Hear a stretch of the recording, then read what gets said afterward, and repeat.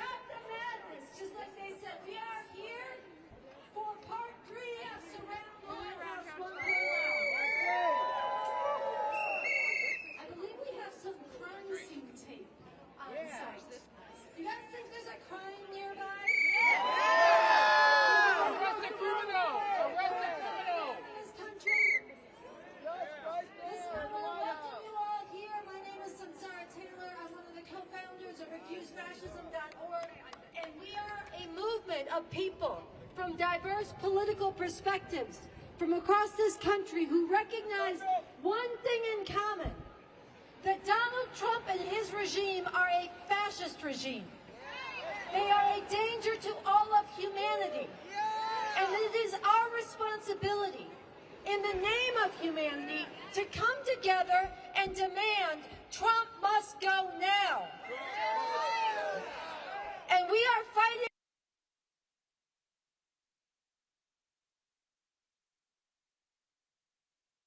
this country and right here in the seat of power, Washington, D.C., in nonviolent but sustained protests. That means not for one day and say, okay, we made our point, we're going home. Not just to get it off our chest how outraged we are, but to come and make a demand and come back again and again in growing numbers, relentlessly, until we create such a political earthquake from below that everybody in power has to respond to our demand. We are not stopping until Trump is removed. We are not stopping until Trump is removed, because we recognize that the nature of fascism is that its atrocities get greater and greater, and they move to violently shut down any space for anybody to oppose them, unless they are removed from power. There is no compromise with fascism. There is no waiting it out. There is no hoping it goes away. There is no containing it. Either we drive it out or for it drives over all of us and humanity's future.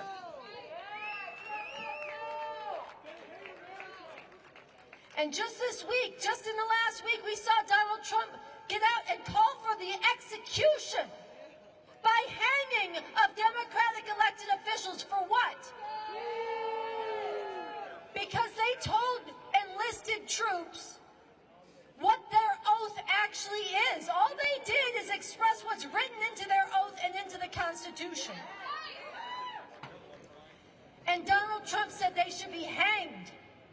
This is a massive, massive escalation in violence and threat. And already, Senator Slotkin, one of the women in the video calling for people to remember their oath and disobey illegal orders, says she has gotten more than 1,000 death threats. Donald Trump knows he is unleashing violence and terror against his opponents, and that is by design. So whether or not he follows through anytime soon in a public execution, he is calling forward and green-lighting that from his supporters. And meanwhile, he is busy calling nonviolent protesters domestic terrorists. That's right. So we recognize that he is moving to close off the space for anybody to oppose him. And he's doing this because he knows, or at least those around him who may be a little bit more strategic know, that there are millions and there are tens of millions in this country who deeply hate what he is doing to our immigrant sisters and brothers, who deeply hate what he is doing by erasing and attacking the rights of trans people and LGBT people generally. That there are tens of millions of us who hate the fact that right now in half the states across this country, women cannot get a safe, legal abortion. There are tens of millions of us who hate the fact that he is carrying out illegal assassinations of fishermen off the coast of Venezuela merely on his say-so. We hate the attacks on science. We hate the attacks on education. We hate what he is doing to the planet. And we have the power, in our millions, we have the power to drive him out nonviolently. And this is a power that we have to exercise. So it is so important, so precious, so important, so righteous, so beautiful that you are here today. Make some noise for yourselves.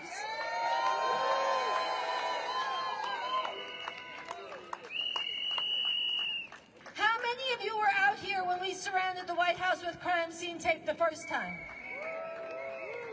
How many of you were out here the time we did it last Monday? How many of you are here for the first time with us? Okay, so that's beautiful, because what we are doing is building a movement that's coming back again and again. So it's good people are returning again and again. And it's also good that new people are joining us, and we have to escalate this dynamic. We have to grow. And those of us here today, we're going to have a few speeches, and then we're going to stretch this crime scene tape around the scene of the crime. And we are going to be taking this as far as we can. The first time we made it 1 mile around. It's a 2-mile circumference. Each time we want more people to fill it in, and fill it in all the way around. And then 10 deep with tens of thousands, then 100 deep with hundreds of thousands, and soon with millions. So when we do this, we are holding a place for everybody else who is still out there hoping that they can wait to the midterms, or hoping that they can just lay low and this will blow over, or hoping that it is enough to mention or defend your neighbors or stand up in education, all of which is important. We have to drive Trump out. So we are doing this today as part of building the power of the people to drive Trump from power. All right, so with that, I want to bring up our first speaker. She is a student who came out here all the way from California.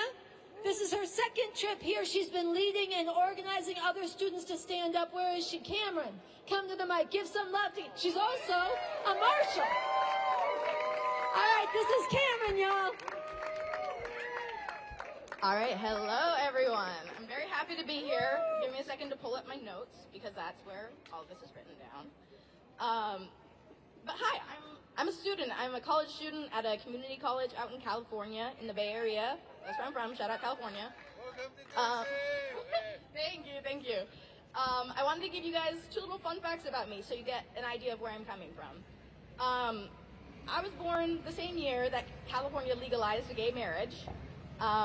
And the first president that I can remember being in charge of our company, it feels like a company, in charge of our country was Barack Obama. So, it's weird. It's really weird watching all this happen. And while our government has and is extremely flawed in ways that I can't fully get into right now without talking everybody's ear off, watching a government that was heading in such a seemingly progressive direction be slammed down so violently was a very shocking experience. And I think a lot of people, especially those around my age, are feeling that right now and freezing in their panic. I mean, all we've been taught to do is how to work or go to school or stay inside of a building looking at a screen that's trying to get you to buy something. It's terrible. And when you get upset about a systematic issue, we're told to self-care our way out of it. But no amount of self-care is going to save us when we're living under a fascist police state. To those of you at home doubting whether this is a fight worth joining, I ask you this. When we no longer have any notion of choice in how our government functions and how it destroys our communities, ecosystems, and entire planet, will the convenience you had now be worth it? In a similar vein, a quote from the director/activist/artist Alanis Obamsawin: "When the last tree has been cut down and the last fish caught, the last river polluted, only then we will realize that one cannot eat money." Yeah. So yeah, I just need everyone, not just the people here, but people listening at home, to take a moment to realize what a critical moment we are living through right now, that all of us are living through. Like, really sit with it for a minute. We're facing a regime that has control of every branch of our government, that has access to every weapon you could ever imagine, and is putting an absurd amount of this control in the hands of a man-baby. It's a daunting feeling to think that's what we're dealing with, but we are out here regardless, because we are strong in our unity and diversity, and we know that now is a time to take a stand, even when faced with cheap intimidation tactics. Many of us have also learned to turn our fears into a chance to ground ourselves and then take action to get things done. We don't freeze in our fear. We use it to move forward.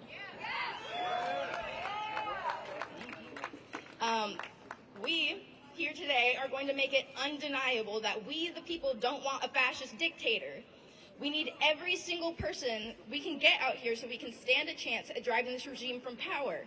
So do what you gotta do, but get your ass out here to DC. Yeah, and I just want to say, I know it's a huge ask. It is a lot of sacrifice to get out here. This is like the 3rd week I've skipped of school so I can get out here, which is also not making money from the job I work at. So I'm poor and I'm behind in my classes, but it's better than having a fascist dictator. Yeah. And so we have to know when to put our foot down and say enough is enough. This regime and all oligarchs and fascists alike are absolutely terrified of us uniting radically across boundaries of all kinds to find our collective power and use it to fight back against the rampant, systematic abuses of our marginalized communities. Because when we recognize that we as people who all have to work or struggle just to live, we have way more similarities than we do differences, including the similarity that we all want these fascist tyrants out of our government and prosecuted for their crimes against humanity.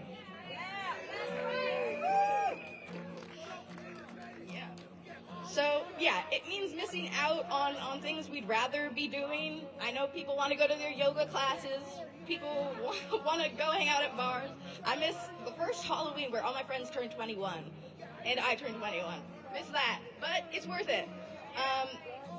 So, yeah, sometimes it sucks, but we do it because we have to.